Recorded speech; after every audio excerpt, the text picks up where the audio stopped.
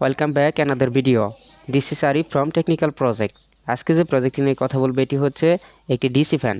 DC fan আমাদের পাওয়ার problem. এটি হচ্ছে ডিসি ফ্যানের সার্কিট, এটি হচ্ছে পাওয়ার সার্কিট, এটি হচ্ছে কিবোর্ড সার্কিট, বাটন সার্কিট, আর এটি হচ্ছে পাওয়ার সার্কিট আর কি। আমরা এই পাওয়ার সার্কিটটি নিয়ে আজকে কথা বলবো। এই পাওয়ার সার্কিটটি আমাদের সাধারণ প্রবলেম হয়েছে।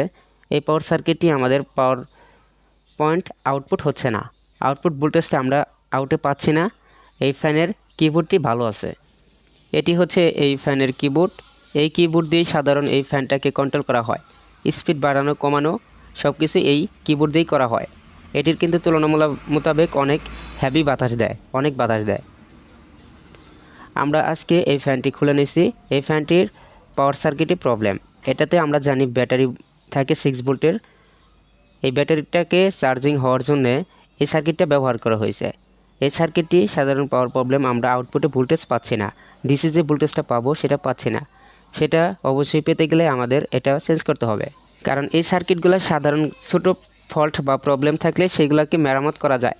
কিন্তু এটা যেহেতু চিপস আইসি দিয়ে করা, চিপস পার্টস দিয়ে করা, তাই এই সার্কিটটি মেরামত করা সম্ভব না। 6 ভোল্টের একটি ট্রান্সফর্মার বাজারে পাওয়া যায় অ্যাভেলেবেল, ওইগুলোকে আমরা লাগিয়ে দিতে পারি, তাহলে ঠিকঠাক মতো আমরা পাওয়ার আউটপুট পাবো।